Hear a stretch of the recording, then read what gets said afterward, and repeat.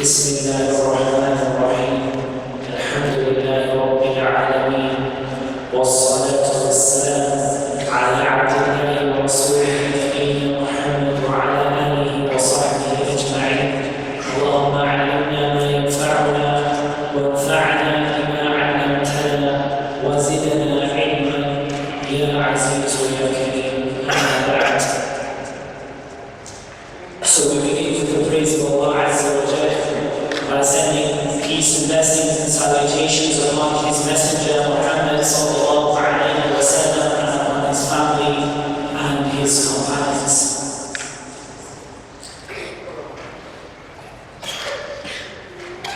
It's nice to see that many of the brothers who had been attending Friday night reflections before have started to come back. Bihamdillahi wa fadlih, by the grace of Allah subhanahu wa ta'ala, that Allah Azza wa Jalla has brought us together to continue these Friday night reflections. And the topic, inshallah ta'ala, for this evening, inshallah, is a topic which I get asked about from time to time, and it's something that takes a long time to explain. So rather than explain to lots of different people, I thought it would be beneficial if we were to discuss it this evening, inshallah. And this is the topic of our children's education. And we want to begin, first of all, by talking about the importance of the topic, and then talking about what the problem is, or the problems are, and then talking about what the solution might be. So we begin by talking about why this issue is important. There are no doubt that our children are a huge blessing from Allah Azza wa Jalla, and that they are also a huge responsibility and a huge opportunity. So I mentioned 3 words that relate to our children. They are a huge blessing, they are a huge responsibility, and they're a huge opportunity. As for them being a huge blessing, then Allah subhanahu wa ta'ala mentions them in the Quran alongside the blessings that Allah subhanahu wa ta'ala bestows upon people. And that our children are a gift from Allah subhanahu wa ta'ala. Just to give you one example, the example of what Nuh alayhi salam said to his people, فَقُلْتُ اسْتَغْفِرُوا رَبَّكُمْ إِنَّهُ كَانَ غَفَّارًا يُرْسِلِ السَّمَاءَ عَلَيْكُمْ مِدْرَارًا وَيُمْدِدْكُمْ بِأَمْوَالٍ وَبَنِينَ وَيَجْعَلْ لَكُمْ جَنَّاتٍ وَيَجْعَلْ لَكُمْ أَنْهَارًا. Nuh said, I said to them, seek the forgiveness of your Lord. Indeed, He is the one who is always forgiving. He will send down rain from the sky, and He will give you an increase in wealth and in children, and He will bestow upon you gardens and bestow upon you rivers. Notice all of these huge blessings that Allah subhanahu wa ta'ala talks about, and children are mentioned among them. Children are a huge blessing. Children are a huge responsibility. The Prophet sallallahu alayhi wa sallam said, كُلُّكُمْ رَاعٍ وَكُلُّكُمْ مَسْئُولٌ عَنْ رَعِيَّتِهِ. Every single one of you is a shepherd, and every one of you will be asked about their flock. So children are a blessing, children are a responsibility. And children are an opportunity. They're an opportunity for us as individuals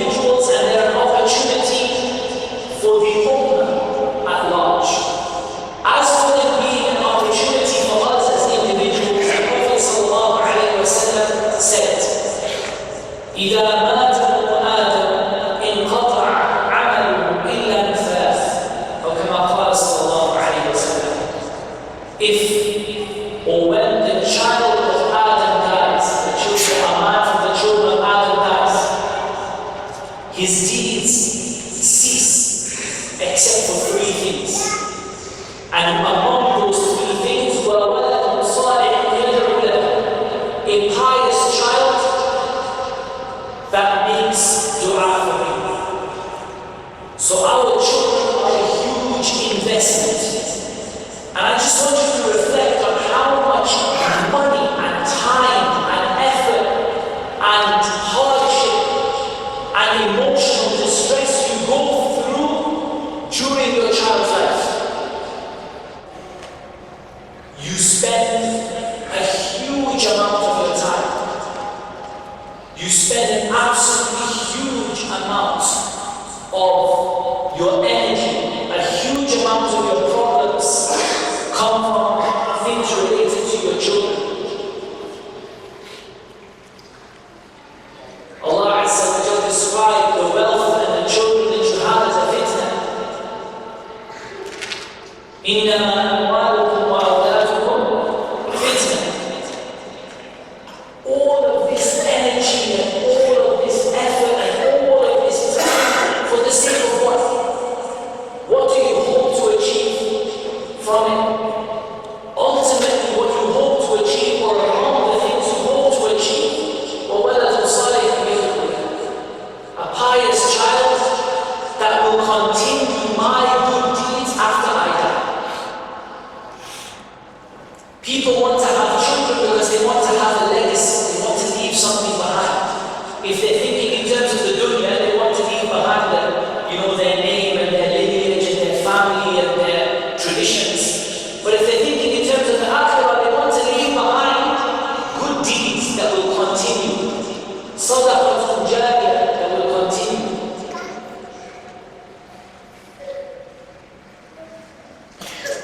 As for them being an opportunity for your ummah, I'll just illustrate this with one story. The Prophet ﷺ, on his return from Ta'if, when the people rejected him and they threw stones at him and they called him names,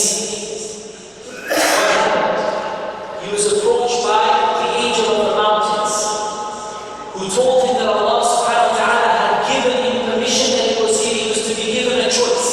If he wished, the angel of the mountains would take the mountains surrounding Makkah and crush the city of Makkah and kill all of the people within, and that he would not be blamed for it. And if he wished, he can overlook the harms that came from them. So what did the Prophet ﷺ choose? He chose not to destroy the people of Makkah. And he said, perhaps Allah will take from their offspring a people who will worship Allah alone. Or a people who will say, La ilaha illallah. Imagine this.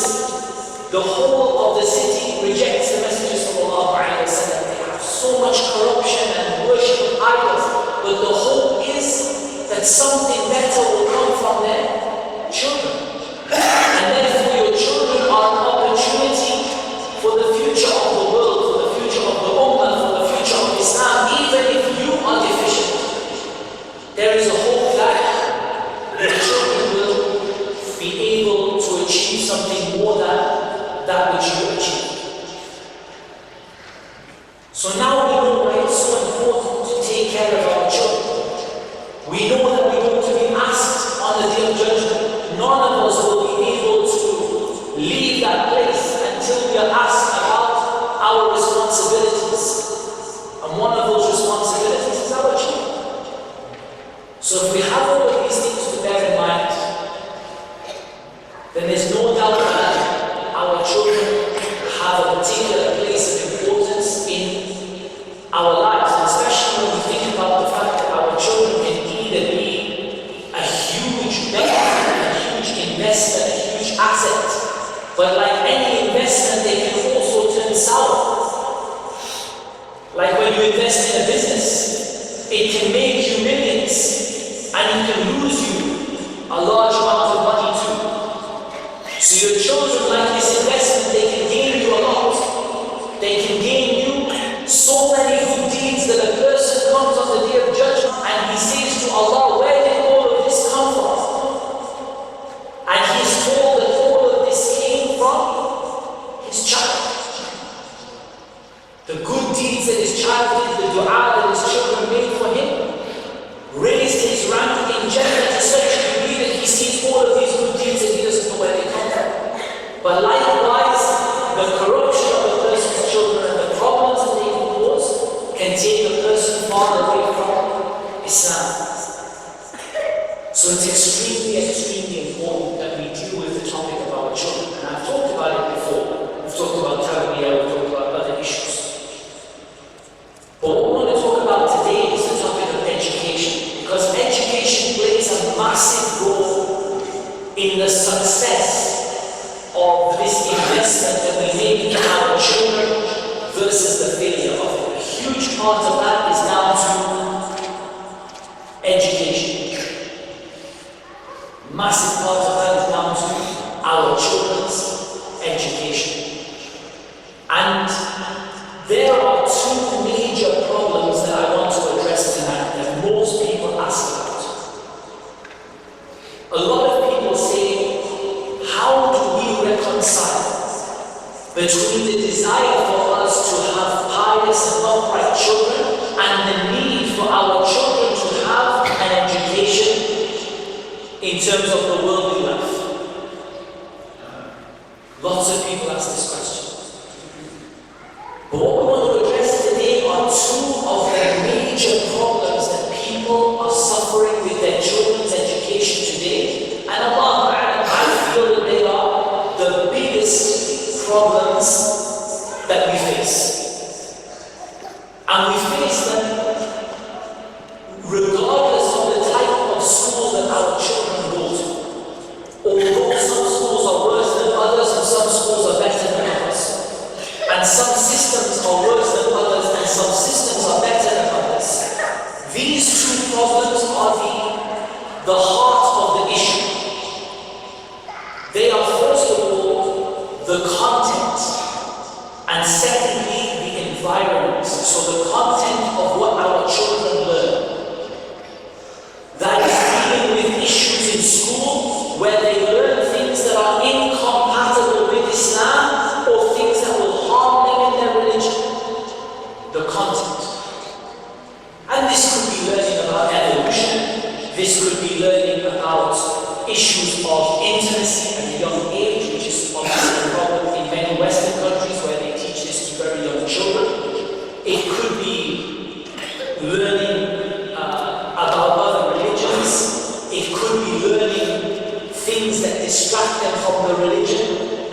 Learning the habit of putting the religion second and the dunya first. All of these are problems with the content of what our children learn. And the second problem that we have is the environment. And that is that even if the content is correct, so we send our children to a good Islamic school that doesn't teach them immorality, and it doesn't teach them shirk, and it doesn't teach them all of these sort of false disbelief and atheism content, content from atheism and the things that lead to atheism. But still you have to deal with the environment. And even if your children go to the best Islamic school in the world, they still have other children around them.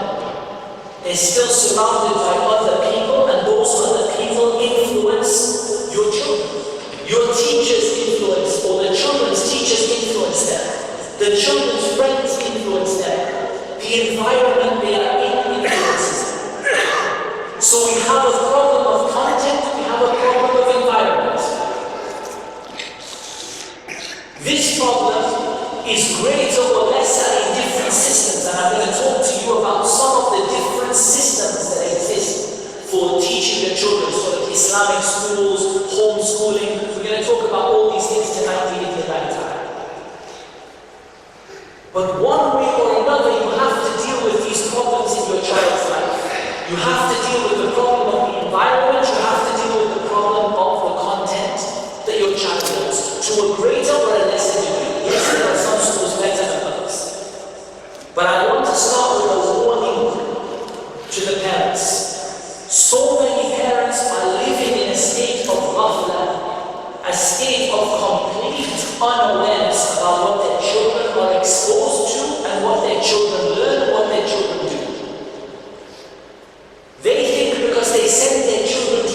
Islamic school, their children spend all day just doing things that are pleasing to Allah. And their friends are all devout Muslims. I'm going to dispel this notion. We at KALEMAH Islamic Center work with children who come from some of the best Islamic schools in the UAE. And we have seen from them what you would not see from some children in inner city state schools in the United Kingdom. In terms of some of the haram that they are involved in, and some of these kids are going to good Islamic schools. I'm not going to mention the schools because there's no benefit in that. But I'm going to tell you the best of the best Islamic schools in the UAE. And we know that these kids are into drugs and alcohol and women and watching pornography and so on and so on. And I'm not talking about 15, 16-year-olds. I'm talking about young kids from the age of 10 years old, 11 years old. Wallahi, just 3 weeks ago or 2 weeks ago, I came across this situation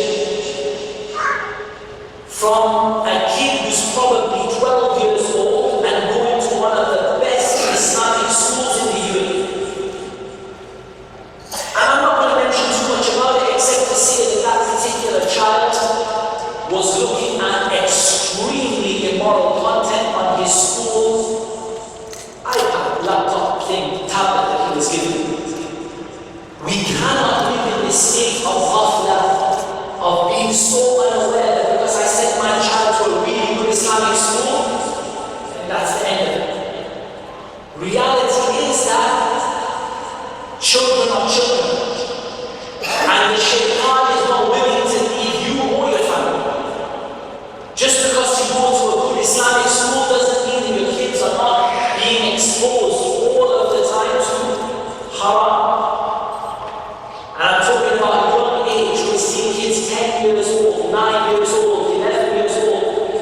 Allah only knows what they're doing at 15. And these are kids going to the best Islamic schools. What do you think about the kids who are going to those schools which have a strong atheist agenda? And there are schools, let's be honest. There are schools in the UAE whose primary purpose is to spread the message of atheism and kufr and ilhad. And we've seen them with our own eyes. Some of these top American schools, top British schools, then even the founders admit that they founded them for the sake of taking these children away from this backward religion that they follow and bringing them into modern life. Wake up. This is the real world.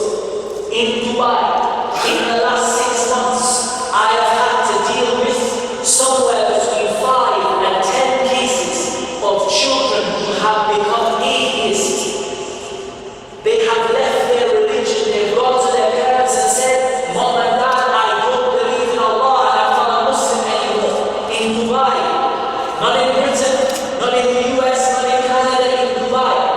And I'm not talking about 18, 19-year-olds. 15, 16 years old. 15, 16 years old. Children who are coming and saying, I'm not a Muslim anymore. So we need to wake up. We need to stop living in this dreamland that some Muslims live in, where everybody who says La ilaha illallah dies on La ilaha illallah, and everything is rosy and wonderful, and everyone just learns Islam and reads Quran and nobody does anything haram. It's not the real world. And what I have seen is only the tip of the iceberg. I know that because how many of those kids reach me? How many of those kids don't reach me? How many of those kids, their parents don't even come to tell me about what's happening? How many of those their parents don't even know? I know, I've seen from cases I dealt with of parents who the first time they found out that their kids became atheists is when they accidentally came across a Facebook page from their kids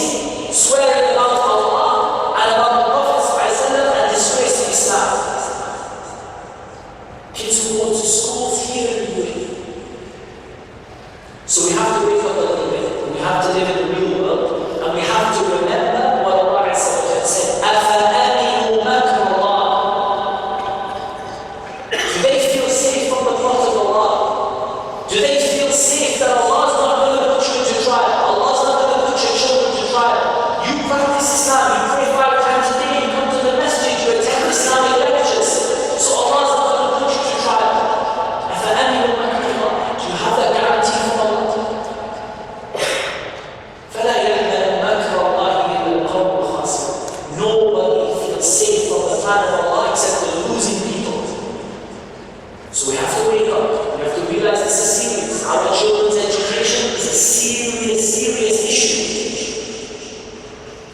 It can affect this investment. It can affect this open dream that we have of our children growing up to be a legacy for ourselves and for the Ummah. And we need to recognize the problem, and the problem comes from two things: the content and the environment. And I'm going to start with a general solution before I start with a specific solution, because this is from the ways that the scholars of Islam, generally, when our scholars, our teachers used to teach us things, they would start with something general and then they would go to something specific. So I'm going to tell you the general solution to the problem of our children's education.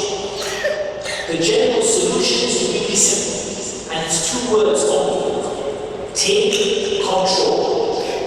Two words: take control. Stop outsourcing your children's life to somebody else. Stop outsourcing your children's tarbiyah to a maid. Stop outsourcing your children's education to their teacher at school. And take hold of the reins yourself and take responsibility yourself.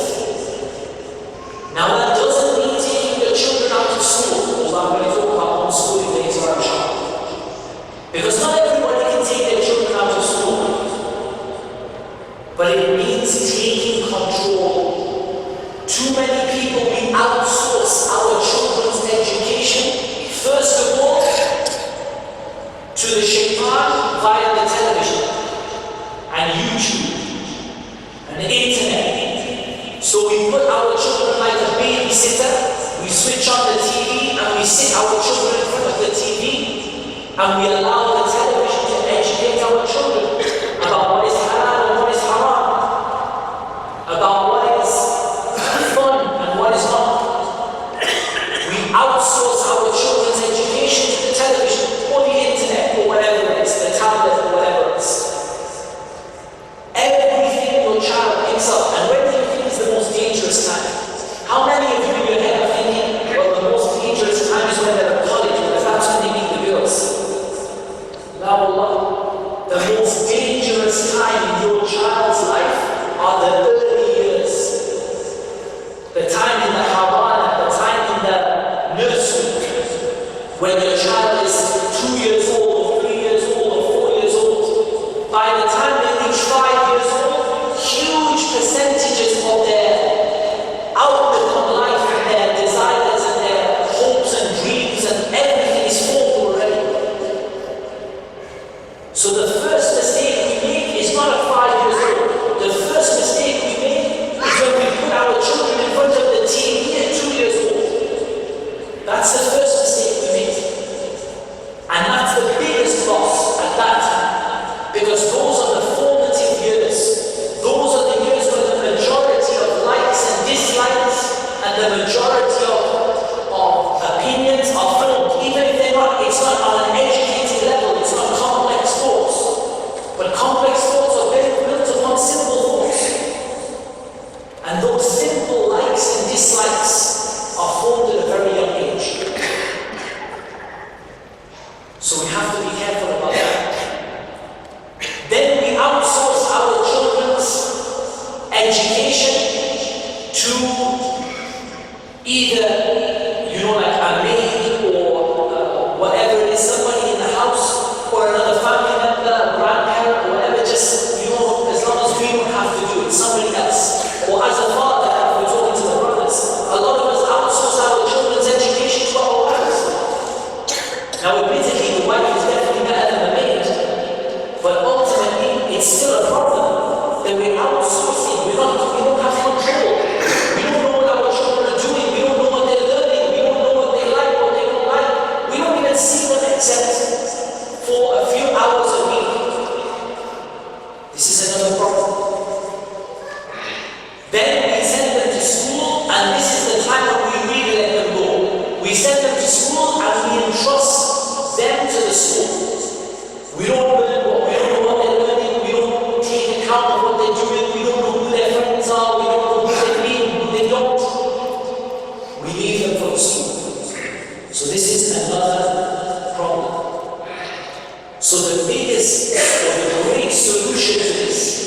is that we stop outsourcing our children's education to other people and we take control. So we start asking, like you know someone when you're at work and they give you responsibility for a project, every last detail you want to know, where it's done, who's doing it, how is it done, what happened, who authorized it, and you start treating your children's education the same way. Every day you want to know, what did you do in school, what did you learn, what are you teaching my kids, which alphabet, which method, are you teaching them with machines, are you using music, are you using songs, do you have pictures in your nursery? You want to know every last detail because now you want to be in control. What your children did during the day, you sit down with your children like you sit down with your employees. How many of your supervisors at work, you sit down with your employee on a regular basis, you say to them, what have you achieved? How are you progressing on this target? What did you do with this? How did you overcome this? You take control. And this is what you need to do with regard to your children's education. Take control. Know the details. What books? What are in them? What stories? What are the kids doing? What are they experiencing? And to do this, you have to have something very, very important, and that is you have to have a friendship with your children. Because children, they talk to their friends. And if you can be like a friend to your child, they'll talk to you. They'll tell you about what they experience at school. Because we often laugh when we do interviews with children and carrying our programs, we say to them, how is your school? And they say, it's really good. We say, what do you do? They say, just Islamic things. We say, what do you study? They like the Quran. What do you do in your spare time? I like to read the Quran. Do you play video games? Video games, what are they? You know, this is what we get from the children. 2 weeks later, it's a different story. You have to break through that barrier of that false impression your children give by rewarding them for telling you the truth, not telling you what you want to hear. Too many people, they like to teach their children to tell them what they want to hear. Did you pray today? Yes. Because you want to hear it, and you teach your children, very good, take this. But instead, what we want to encourage our children to do, if they didn't pray, did you pray today? Yes. Are you sure you prayed today? I'm not going to be angry if you didn't, just tell me the truth. Okay, I missed it. Okay, why did you miss it? I was playing with my friends. Okay, so can we, inshallah, do something to stop this happening again? Inshallah. Okay, I'm still going to give you that present that I promised you. Because you were honest with me and you told me the truth. I'm not saying you shouldn't get angry if your child misses God, of course you should. But there's a greater benefit to be had here, there's a greater maslahah. That is, you've got to teach your children that it's okay to tell you the truth. And once you do that, you build that relationship with your kids, and it's okay to tell me what happened. It's okay to tell me if something haram went on. It's okay if you didn't do the right thing. We can work on it, but just tell me the truth. And this way you develop that relationship where you can really exercise some influence over the God. So now we're going to come back to the detailed answer. We have two really big problems. We have the problem of the content, we have the problem of the environment. We're going to deal with the content first. I personally believe there are lots of problems with content. One of them is, maybe you can say, my school is not teaching my children anything about Islam. They teach them, mashallah, mathematics and science and physics and everything. But when it comes to Islam, they get one lesson a week. It's not enough. Another problem with content would be that maybe you're not happy with the quality of the Islamic content. Or they're teaching something haram, or something immoral, or something which contradicts Islam. I believe the solution to this problem of is essentially one solution, but it has varying degrees of severity or varying degrees of implementation. The solution is you have to set your own curriculum for your child to follow. You have to set your own curriculum for your child to follow. And at the same time, you have to closely challenge anything which is not Islamic in the curriculum that you have no control over. So if we look at the best example of this, is homeschooling. Why? Because in homeschooling, you set 100% of the curriculum yourself, or 99% or 95% according to how brave you are. You set a huge amount of the curriculum yourself. But I think that this is not just for people who homeschool their kids.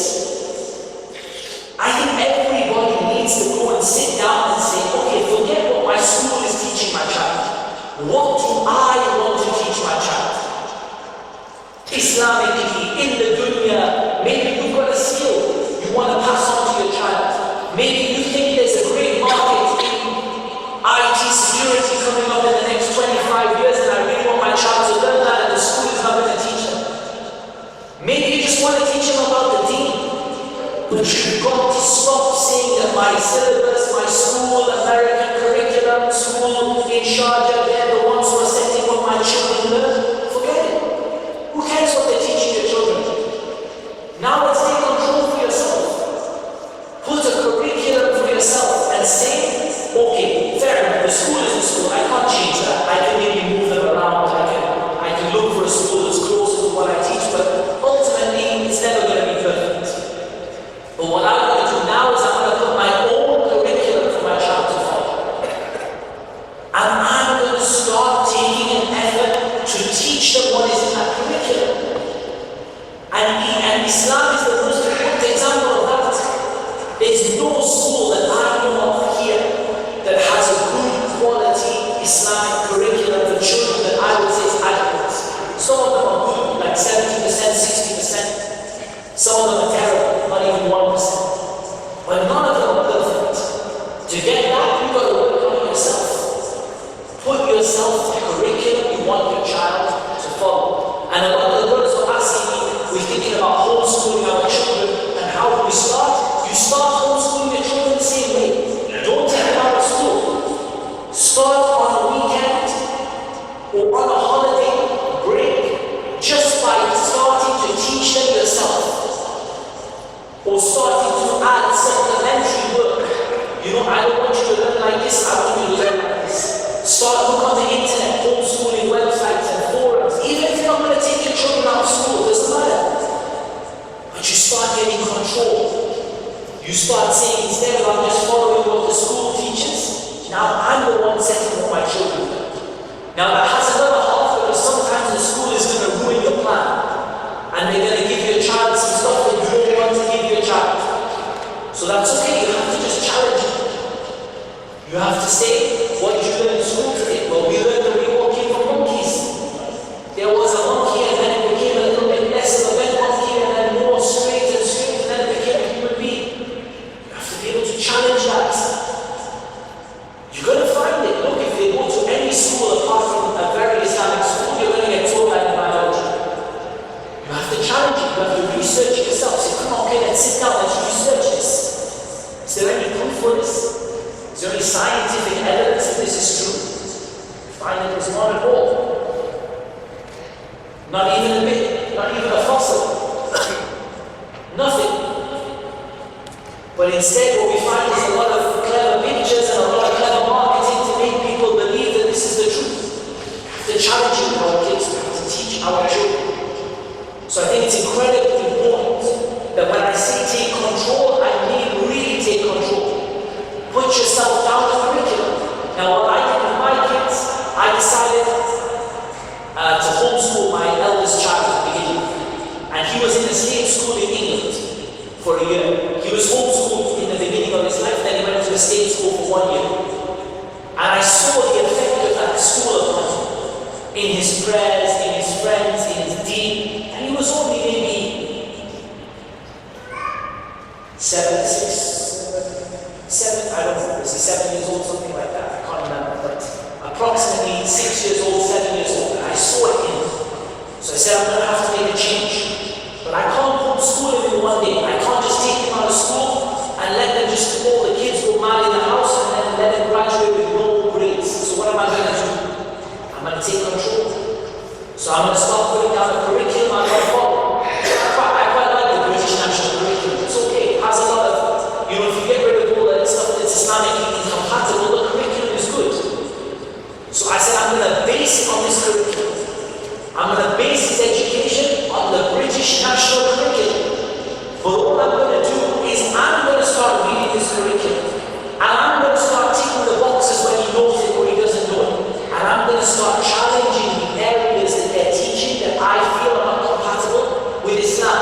And I'm going to supplement this curriculum with Arabic and Islamic studies.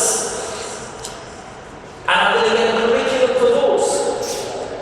And then you start, and you've got these papers in front of you, it says, child is capable of counting to 10, tick. Child is capable of counting to 10 in twos, tick. Child is capable of counting backwards in twos. Like this, it's a curriculum, it has points. And you start going through it.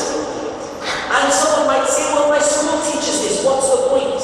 But the point is you have control. Now you are aware of what your school is teaching and you're able to find the things which are non-Islamic and you're able to challenge them and you're able to add to them and you're able to mold your child and direct your child to what you want them to do. After a while, I tried teaching him on the weekends. And then we tried teaching him on the holidays, the summer holidays when they had a big gap. Just give him, a couple of hours a day, sitting him down. We made a separate area of the house because if you try and teach them in the same way that they are taught, they're just running around in the home, jumping off the sofas and whatever. You have to make a little area, okay, it's school time, with a little whiteboard, sit them down, okay, we're going to learn basic things. Adding some Arabic in there, some Islamic studies in there. Again, if you don't know how to do it, you've got two options. Number one, you go online and you find somebody who does, and you learn from that. Number two, and this is the best way, is that you start to learn yourself and teach your children at the same time. You say, I don't know Arabic. No problem, I'll give you a wonderful suggestion. Why don't you and your child learn Arabic together at home? So you sit down like you're the teacher with the whiteboard, or maybe your child knows more Arabic than you. So they sit with the whiteboard and you sit the student with the pen and the paper. You say, okay, teach me. There's something else that happens when you do this. And that is that the relationship between you and your child blossoms and flowers. It becomes like a strong relationship because you're spending time together. Someone says, but I work 12 hours a day, no problem. Homeschooling doesn't have to have doesn't have to start at 9 a.m. and finish at 5. No issue. Start with him 1 hour after Fajr. Start with him after Isha when you get back home. Just do half an hour a day. Because you're not taking them out of school yet. That's a decision some people will make. And I recommend it to every person who is able to do it. The best decision I ever made with my child's education, by the grace of Allah and His mercy, is taking them out of school and putting them into homeschool. But it's hard, it's not for everyone. How do you start? You start by taking control. Even when they're in school, you've got control of what they're learning, what they're studying, their homework, how they're progressing. And this deals with the issue of content.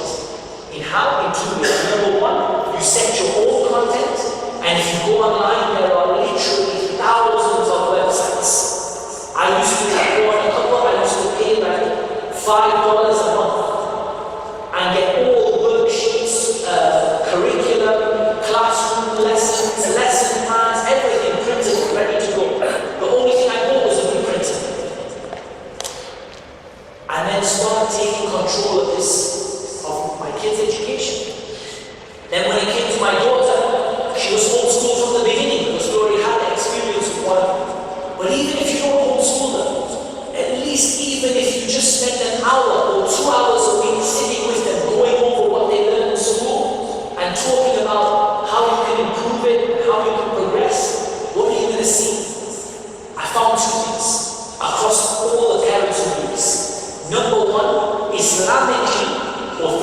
Number one, Islamically, you're going to see that your child improves massively, inshallah.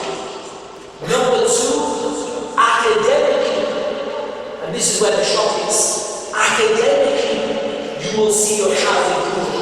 You want your child to get top of the class results? Sit with your child and help them to get them. Instead of just bringing a tutor or bringing somebody in or getting someone to do it, you go do it yourself. And you'll see academically your child starts to improve. Because they're getting one-to-one tuition from the best teacher that every child can have. The teacher that Allah created with that relationship, the parent-child relationship. So you're teaching your children. Even, supplementing their Islamic education. If you don't know it, you're learning with them. And then you're challenging the content which is un-Islamic from their school. And again, you soon see some schools are better than others, and you'll make the decision that because my child is doing so well academically, I can afford to move them from the school which is less Islamic to a school which is more Islamic and they have less high quality academic education in terms of secular studies as well as good quality. But because I'm teaching my child myself, I can supplement that with them. So now I'm moving my child from a school which is amazing in math and English and terrible in Islamic studies to one that is mediocre in math and English but really good in Islamic studies because I'm taking care of the math and English at home. Or I've got people involved who are doing it. You can pool together resources. A couple of parents together who want to do the same thing, and again you pool your resources together, you help each other, you work together, and you start to challenge the things that are wrong with the education your children are receiving from outside. There's no one answer. The answer is not for everybody to homeschool their children. But the answer is simply for everyone to take control. And then from there, some of you decide to homeschool your children. But the quality, the grades, the certificates, do we really give that much for the dunya? I'll just give you a simple example why the argument about school and certificates cannot be true. Just think of 10 really famous entrepreneurs. You can think of Zuckerberg, you can think of all these Bill Gates, you can think just non-Muslims, just rattle them off. Look at the state of their education. Half of them are university college dropouts. Didn't complete their college work. Don't have that piece of paper that you're supposed to read the hobby. You can't even get a job as a cleaner without it. Except that you can make like X number of billion pounds without it. You have to remember the reality is the only thing that's stopping you is your own glass ceiling that you put for yourself. Where you say, oh, my child can't achieve this without this. My child will not get a job without this school's education. My child will not get this role without money, without university. My child. Start thinking outside the box. Start thinking about the way that these non-Muslims who, let's be honest, there is no good example of them, there is nothing good about them. But I'm just giving you an example of how this concept that you have to have X to get Y is completely flawed. The worst one or the funniest one that I hear is, for the children, is that I hear that if I don't send my children to school, they won't develop socially. I can't even say that argument without laughing. It's the most ridiculous statement in the world. And there's a very nice article by a homeschooling, he's a non-Muslim guy, he homeschools his kids. He just shows a picture of about 15 college kids drinking alcohol from a bum. And then underneath he writes the argument, if I don't send my kids to school, they will not develop socially. Really? And if children never develop socially until they went to school, what did people do for the last, 5,000 years? Nobody developed socially until they sent them to formal schools, and they will not be able to eat, they will not be able to drink, they will not be able to speak. Of course not. Everything they learn from this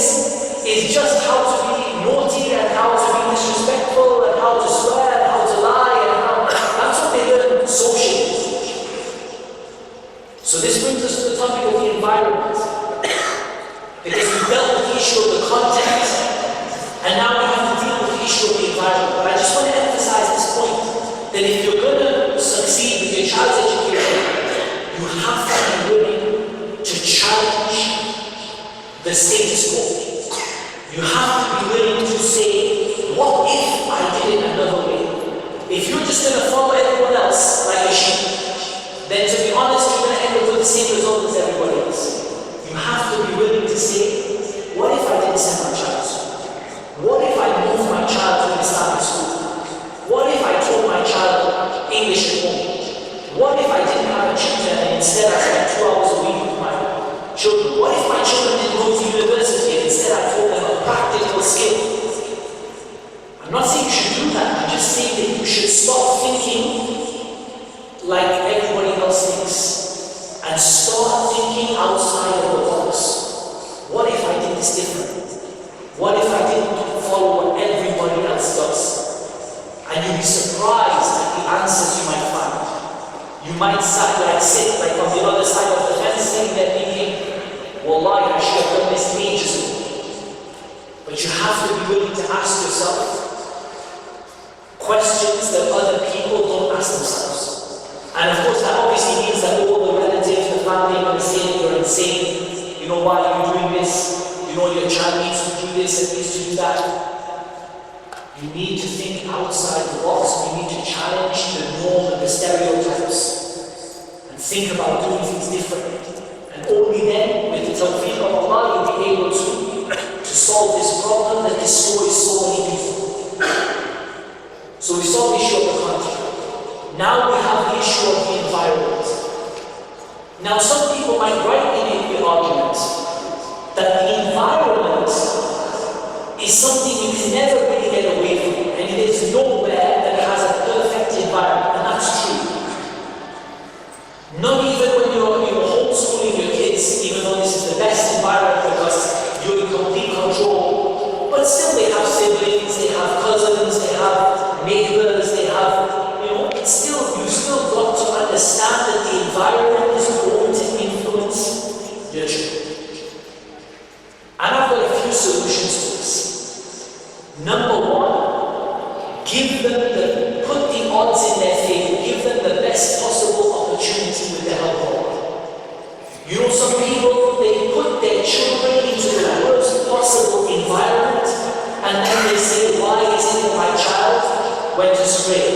Why is it that my child has left Islam? Why is it that my child doesn't pray?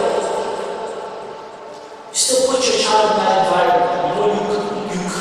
You have to choose the best of the available options. Okay, if you say to me homeschooling is not an option for me, no problem, I agree with you. It's not an option for most people. But you still have a choice of what environment you put your children in. You have a choice of what school. You have a choice of, sort of the ethics and the morals and the kind of the environment that your kids are in, what friends they hang around with outside of school. You have a choice. So start by putting them in the best environment that you can manage. فَاتَّقُوا اللَّهَ مَا اسْتَطَعْتُمْ. Fear Allah as much as you can. Put your children in the best environment you can manage. You can't manage homeschooling, no problem. Put them in the best Islamic school that you can manage. You can't manage an Islamic school, there's literally nothing around you. Put them in the best non-Islamic school that you can find. Don't put them in the worst one and say, well, everyone has to endure hardships. Everyone has to, in the world of work, everyone has to mix with people who don't follow Islam, so I may as well put them in now.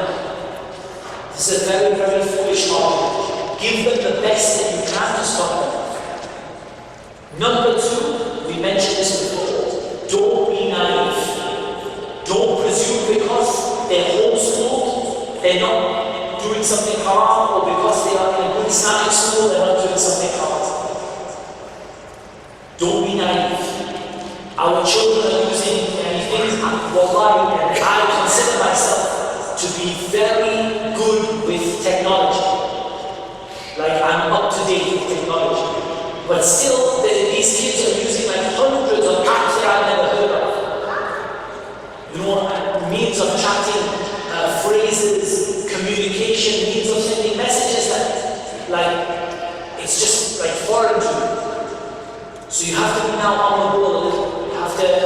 be aware of how your children are communicating, what they're using, what they're doing. Now it's best to do this with their cooperation. It's better than spying on it. Sometimes you have to be, I'm not saying you have to spy, but you have to be aware, you have to be on the ball, you have to be sharp. But at the same time, it's good to tell them, look, you know, you use this computer, I'm gonna check through. You know, I check through your internet history from time to time. Don't mind. It's not that I don't trust you, but I don't want to give the shaitan a way for you to go astray. So, you know, from time to time, I'm gonna check what you're watching, I'm gonna check what you're looking at, I'm gonna check your internet history. And just, you know, like, don't be honest with them. You know, like, I'm not telling you, I'm not doing something secret.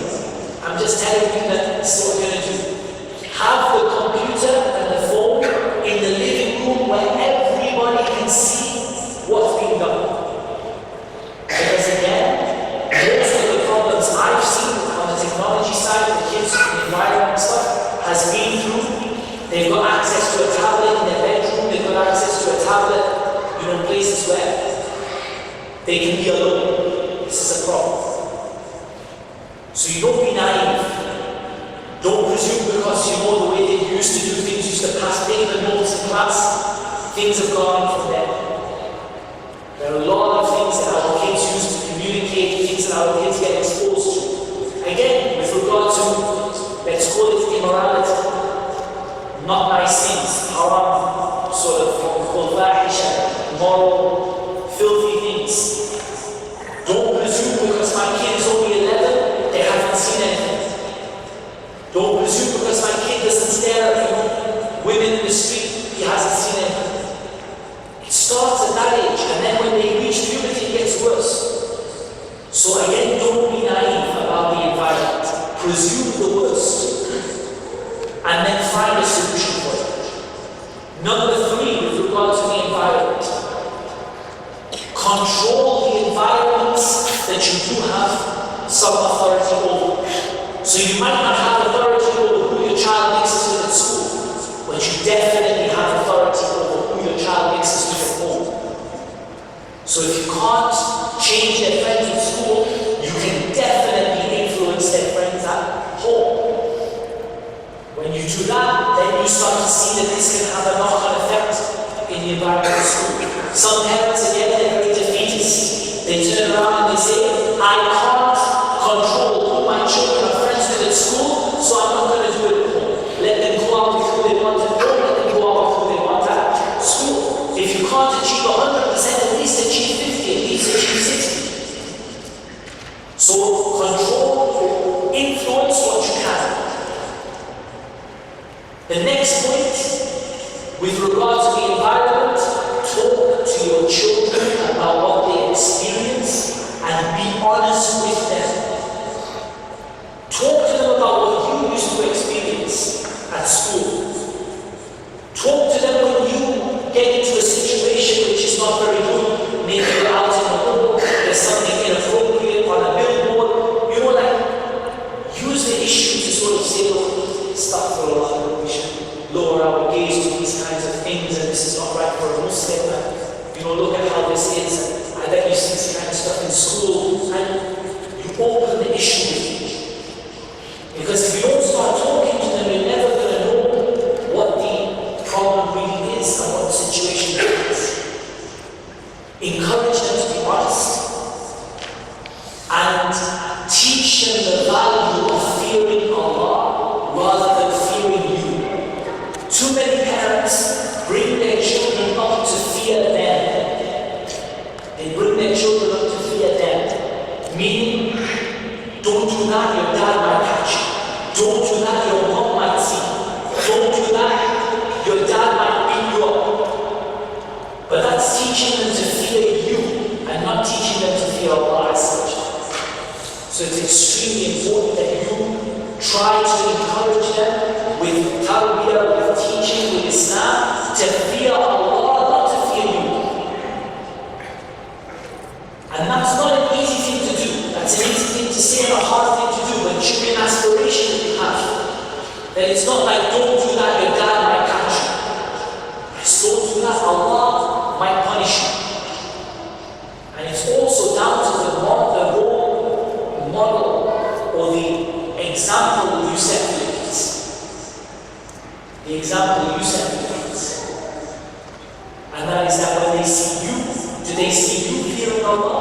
Or are you like, don't tell your mom, she might see me?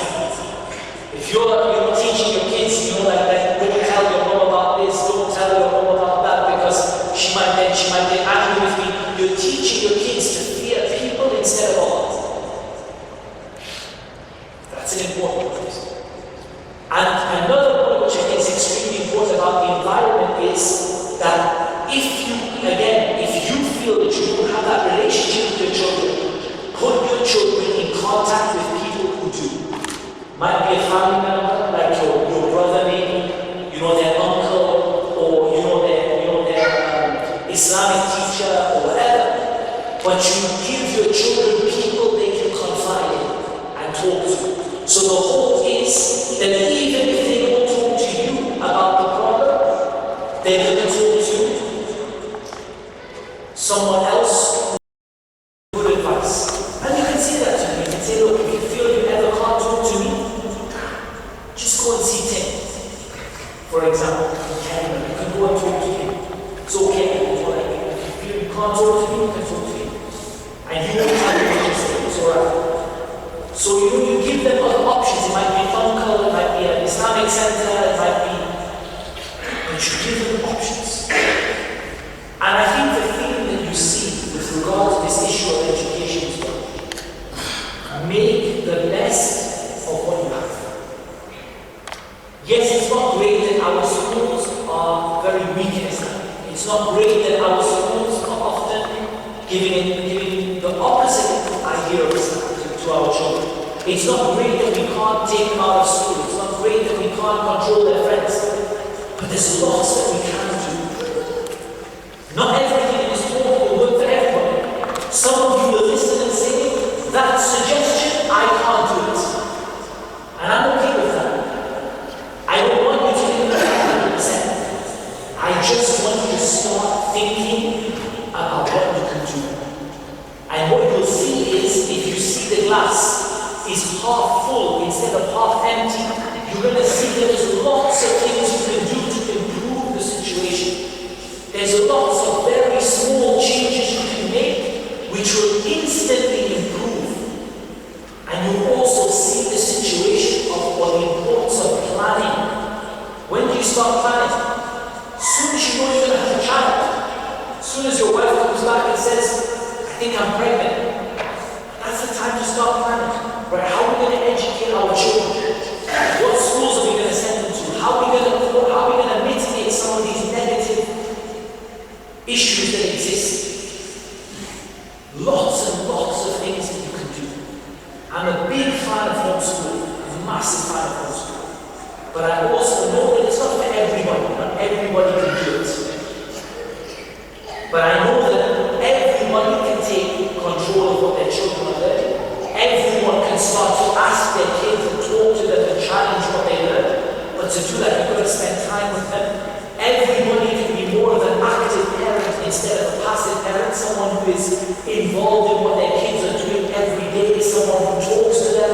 Someone who knows what they're watching, what they're listening to, and who they're talking to. If you can't control their friends at school, you control their friends at home.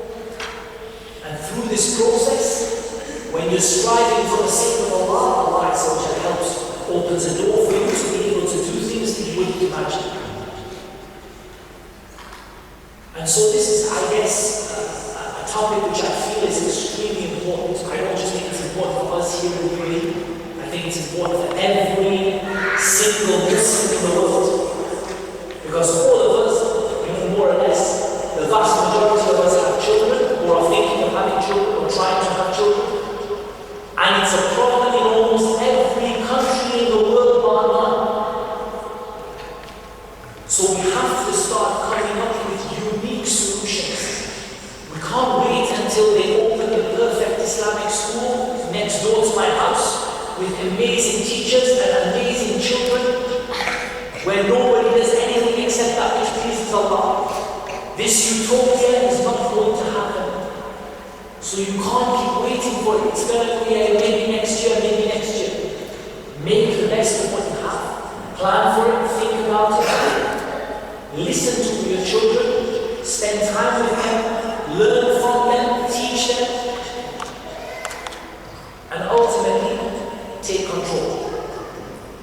so that you're able to influence your child's education in the way that you influence other things, like their personality, like their likes and their dislikes, and their character and their manners. Just like you're an influence for these, you're also an influence for their education. And like I said, I believe if you do it, you will find that your children excel academically. And I have two evidences for that. One is an ayah from the Quran, and one is experience. Experience tells us that when you are more involved in your child's education and you're more hands-on, the child does academically gets better grades. But Allah Azza wa Jalla told us this in the Quran. وَاتَّقُوا اللَّهَ وَيُعَلِّمُكُمُ اللَّهُ. Have taqwa of Allah and Allah will teach you. Allah will teach you everything you need in this dunya and akhirah. To do that, all you have to do is fear Allah. So you have to fear Allah with regard to your children's education, so Allah will teach them what will benefit them. And then you'll see that your children will grow up to be everything you dreamed of in the dunya, as well as being an investment for you in the akhirah, and that walad salih, a pious child that continues to earn good deeds for you even after you pass away. So these are just some thoughts. It's a big topic. I think it's something that we have to deal with, and I hope it's something that will inspire people to go on and think for themselves and plan for themselves and find their own ways. I mean, the last thing I just conclude with is that, I'm sitting here as if I got everything right, with my child's education, but not at all. I'm constantly changing. I'm constantly changing the way I teach, the things I teach them, whether I include Islamic studies or not, the timings, the books, the methods, whether they go to like a school for whatever it is, or whatever, whether I teach them home. Things are always changing. Life is a process of learning. You're always learning. But until you take control and try to do it, you will not be able to benefit and learn and to be able to actually affect those changes that you want. And I hope this lecture has answered some of the questions that the brothers have been asking me about how we get started in homeschooling. I hope that has also answered some of those questions as well. And Allah Azza wa Jalla was best to start to say,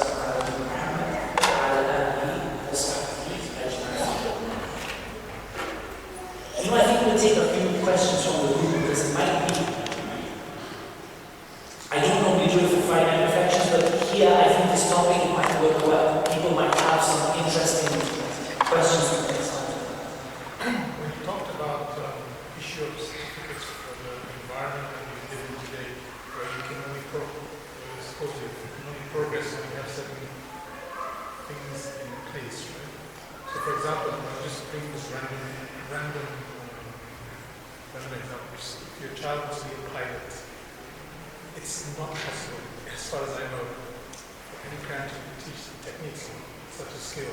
He would have to go through an institutional type of learning to reach that particular level. So how do you reconcile that? It's a really good question. So the brother said, I'm just going to summarize. He said, if you want your child, if your child wants to become a pilot, it's not possible to do that except with learning through some sort of institution. Like, for example, if you want to be a doctor, you can't be a doctor unless you go through medical school, right? It's impossible. There are a few answers to that. First thing, I'm going to ask the question, which, the first question that popped in my mind is, why do I want my child to become a pilot? Or a doctor for that matter? Like, I'm serious, I'm not saying it's wrong, I'm just saying, question. My child, I want my child to become a doctor. Why? That, the child, even the child wants. Even if the child wants, why? Like, do we really want to encourage this? Is it the best job for my child to have? That's the first question. It's worth asking. Because sometimes people, they become very television. So ask the question. The second thing is, do you really need to go through the process that you think you need to go through? Now again, I agree, sometimes you do, but not always. Sometimes people say, well, you're supposed to be a pilot, you have to do this. That's not always true. There are other ways. So you research on how have other people done it. Are there other ways of doing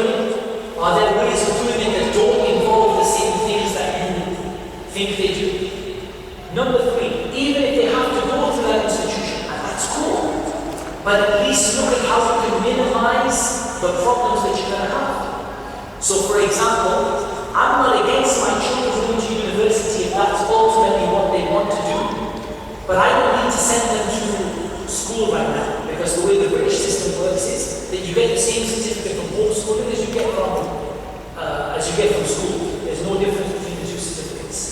So for me, what's the most important years of their life? The early years, we say the early years, not the later years. I'm not so worried what he does at 18 as I'm worried what he does at 8. Most parents are the other way around. But if you look at the psychology of it from the point of view of child psychology, you should be more worried about the child at 8 than 18. By 18, khalas, and you finish, there's nothing, and the topic is sealed. They're an adult and they're responsible for themselves. So I'm going to also look at, do I need to follow that path? Because I'm very wary of people telling me I have to do this to do that. Like traditionally people said you have to, for example, do this to do this. I question, find out. Also, if you have to send to the institution, how can you get the best out of it? How can you reduce the harms and increase the good?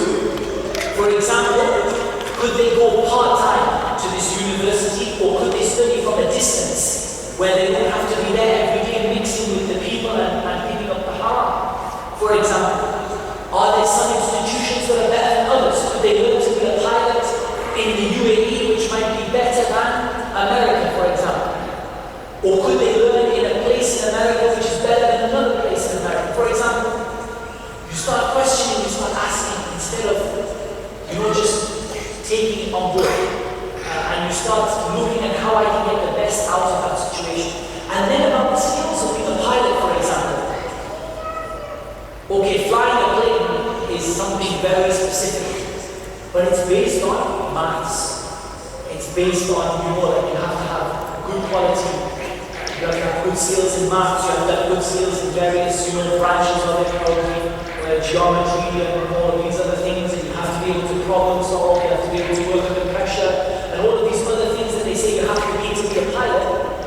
Those are things you can teach your children in the same methods that we've been talking about. You can teach them to be amazing mathematicians, you can teach them to be amazing at working under pressure, you can teach them amazing hand-eye coordination. I don't know if that's what you need to be a pilot, but that's what you can teach them. So maybe the final step, they need to go to, one of these institutions or universities, but ultimately, it's up to you to sort of decide how to get there, and to ask as many questions as possible along the way, and to try to get the best out of the situation possible along the way. And I honestly advise on this topic, and the reason why I was asking that question, why they want them or you want them to be there, is because I believe that the best way to mold your child's career is to start with the career itself. Too many people, they say, right, comes to child's university age, and they say to the child, you should go to accountancy, because you've got good grade in maths and it's really good. Accountancy is really good. You should be an accountant. And then they become an accountant, and they come to my office and they say, Tim, I can't find a halal job. All of it's riba. And I'm like, I'm just calculating riba for people. And I have to deal with loans, and I have to apply for loans from the bank, and I have to do these audits of loans for companies, and it's all riba. Sometimes the problem is, in terms of career advice, that we pick the wrong career in the first place. We pick a career that involves lots of harm, but involves some prestige. And yet there are careers that pay better, that give a better salary, which involve far less harm. I'm not saying it's wrong to be an accountant, by the way. I'm just giving an example of something I came across recently. But you can apply to anything. Somebody says, I want my child to be a doctor. Why? Doctors work ridiculously long hours for what is comparatively low pay for lots and lots and lots of years, often have to compromise on their ibadah, often struggle with regards to issues of marriage because of the hours that they work and raising a family and all these other issues, and then at the end of their life they earn a bit of money after they progress to a very high thing. Really? You want your children to do that? Why? Because it's got prestige, because auntie and uncle are going to think that mashallah, like that. That's why. No, why would you do that? Like, you have to ask yourself that question. And sometimes the answer is surprising. Sometimes you start with a career and go backwards and you think, subhanAllah, I want my child to do this. I want my child to be an entrepreneur, for example, because this has the best chance of them having a halal income in a way that it's suitable for them, for example. And you work backwards, you start thinking, well, what skills do they need? And then you start thinking, well, maybe they don't need a college degree, they need lots of experience. And you work backwards. And sometimes you'll be surprised at the results you get when you do that.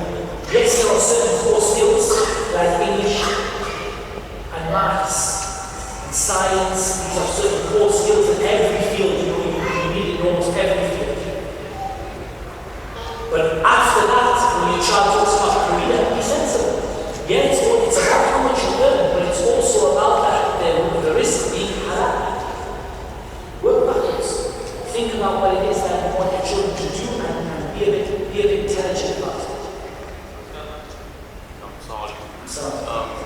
The things you said are quite interesting for boys, but when you have 4 girls, for example, and especially when the girls start getting to 8, 9 years old, they need to learn about menstruation and how to do feminine activities. Don't you think the mother is the best to even start the whole schooling so that it gets really close to the mother? Definitely. I think with regard to boys and girls, both boys and girls need both parents. I think it's a misconception that girls need their mother and boys need their father. I think boys and girls need both parents. Men and women have very different qualities. Naturally. And those qualities are needed. The child takes different things from different people. So when I talk about you getting involved, I'm talking about the sisters as well as the brothers. I'm talking about everyone. With my kids, it's a collaborative effort. 90% my wife and 10% me. No, it's a collaborative effort between me and my wife for the boys and for the girls. Because the girls, you're right, the boys need certain things, but also the girls need certain things. The girls start learning about things relating to women. And what do we want from our boys and girls? We want our boys to be boys and our girls to be girls. We're not in for this whole gender equality thing. We want boys to be boys and girls to be girls. And boys to be successful and girls to be successful. And our boys to be educated and our girls to be educated. And yes, the mother and the father both play a huge role in that. Getting the mother involved and seeing the mother, spending time with the mother, learning from the mother, but also the girls learn from the father as well. They learn those qualities. Didn't Fatima learn so much from the Prophet ﷺ that they used to say nobody resembled the Prophet ﷺ more than Fatima. In the way that she sat, in the way that she walked, in the way that she spoke, nobody resembled the Prophet ﷺ more than Fatima. So again, this is a lesson that from the mom's side, from the dad's side, having both parents involved with super encouragement. We actually have thought a lot about homeschooling and we met a lot of communities even here in Dubai that either are doing it or we are doing it or doing it partially like this thing. We found most of them actually are coming from Europe/US and they work on principles more. When they asked us, why don't you just jump into it? One of the main answers we give them is that we're born in the Middle East, we have Muslim pastors. The only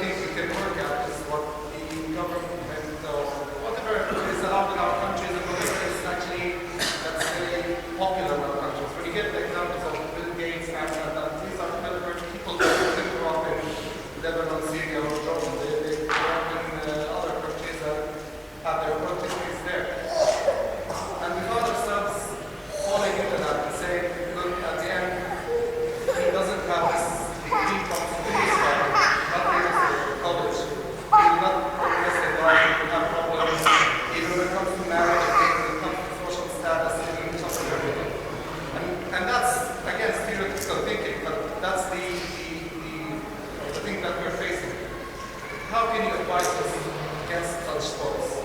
So the brother gave a very, very, very good, very, very good comment, and I totally agree with you. He said a lot of what they're saying, we find that people pushing this to be people from the West because it's accepted, like homeschooling, etc. It's accepted in British culture, in most of the states in the US, in Canada. This is like okay, it's not normal, but it's like accepted. Whereas people born in the Middle East, you're living in a country, you're holding a passport from a country that doesn't recognize this way. So we feel that if we bring our children up like this, it's going to lead to so many negative things, and we get negative thoughts. How can we combat those negative things? I think there's two answers to this. First of all, there are three answers. The first one, وَمَنْ يَتَّقِ اللَّهَ يَجْعَلْ لَهُ مَخْرَجًا. Whoever has taqwa of Allah, Allah will make for him a way. We have to believe that. Wallah, if you sit here and say, I can't do it, I can't do it, I can't do it, you will never do it. You have to believe that it's not like, what's the difference between us and those big people we mentioned from the US, those businessmen? We believe that our success in life comes from Allah. Those people, they say, I did it with my own hands. وَمَنْ يَتَّقِ اللَّهَ يَجْعَلْ لَهُ مَخْرَجًا. So we have to believe that if we try our best, even if we can't do it perfectly, maybe we cannot take our kids out of school because, like you said, our government doesn't recognize the certificate. But at least we have to try our best. That's the first thing. وَمَنْ يَتَّقِ اللَّهَ يَجْعَلْ لَهُ مَخْرَجًا. Number two, I think we have to be creative. Because when you look at even homeschooling in the West, there were some trailblazers, there were some people who did this before everybody else. And for them it was difficult too. But they were the people who said about this thing, we're going to find a way, we're going to look, we're going to, and like an example, not taking things for granted. Okay, my child has to have a certificate from school, they have to have a certificate from university. Okay. But let's look at other ideas and options, and let's look at what other people are doing to get some inspiration. And the third thing is, just because your child has to go to school, I'm not saying that every child has to be taken out of school. In fact, I believe that for the majority of Muslims, they cannot take their children out of school. They cannot, it's impossible. So for these people, what do we say? Make the best of what you have. Partially homeschool them, at least take care of the Islamic side, until Allah Azza wa Jalla makes a way for you. Until Allah Azza wa Jalla makes a way for you out of the problem that you are in. And that's not a perfect answer. That's only a half an answer. But it's a start. Believe that Allah will make for you a way if you feel it.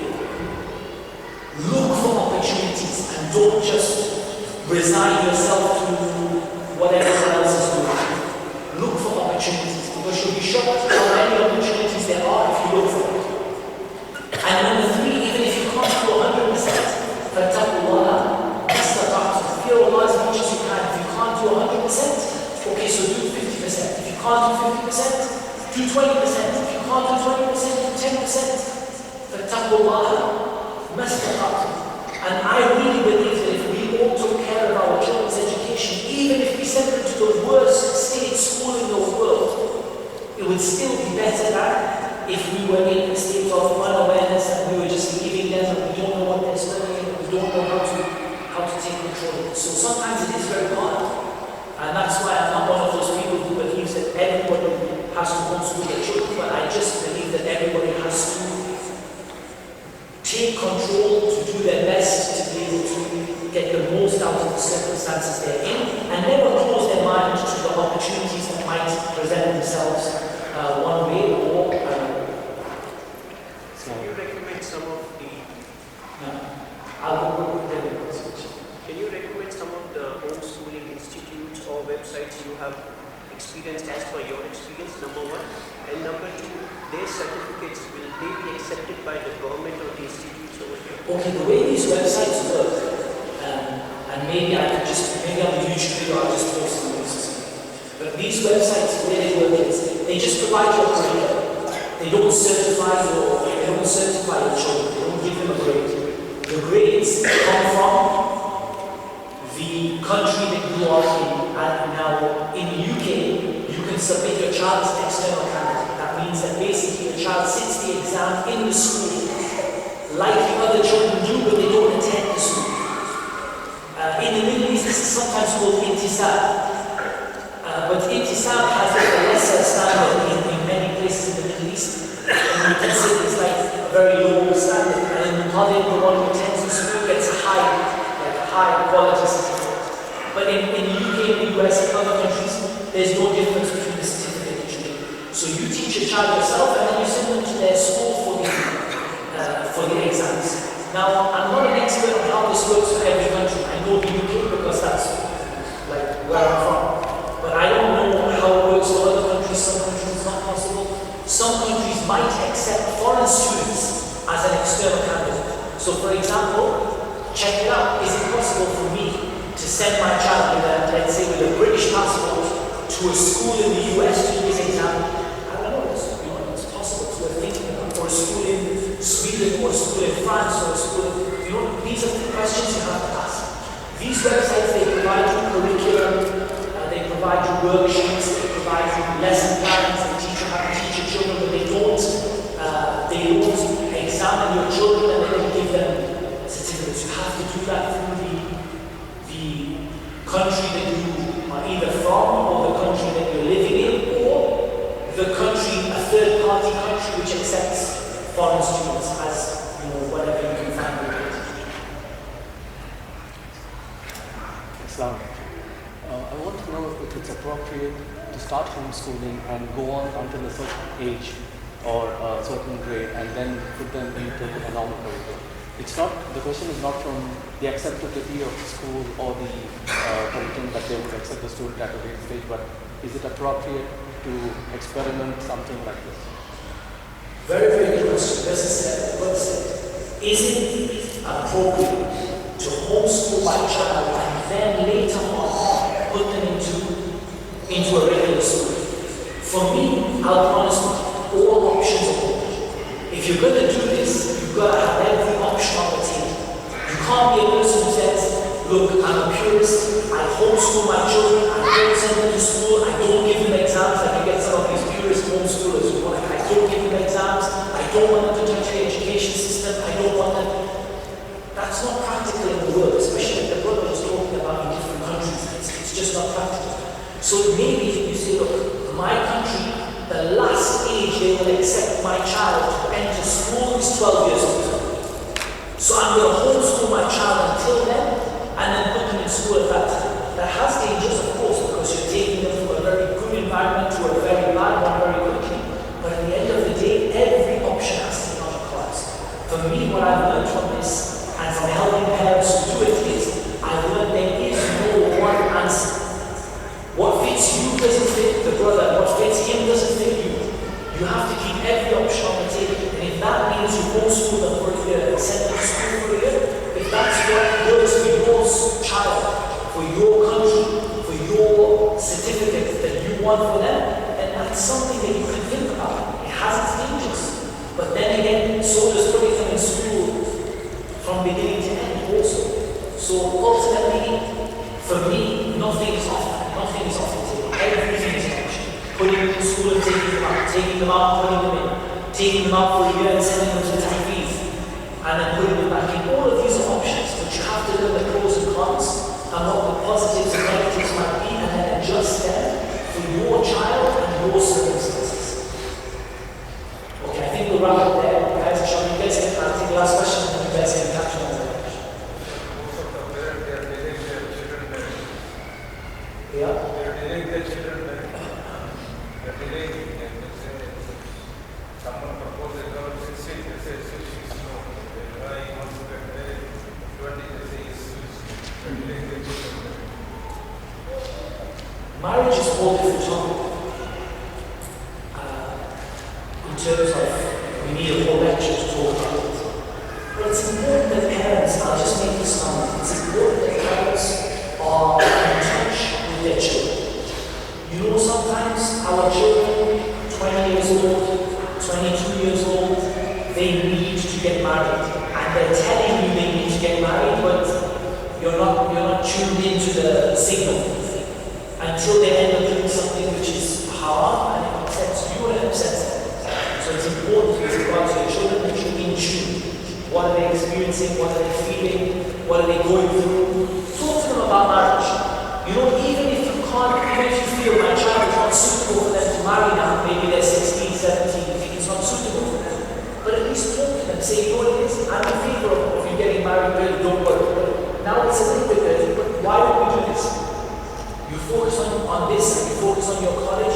In your first year, second year, we'll start to look for someone for you. And suddenly the child thinks, okay, you know, it's not what I wanted. I wanted to marry at 17, but now my parents are telling me that they're going to start looking for me at 19. But still, you know, I can fast, I can wait, you know, they feel that there's some connection there with the parents.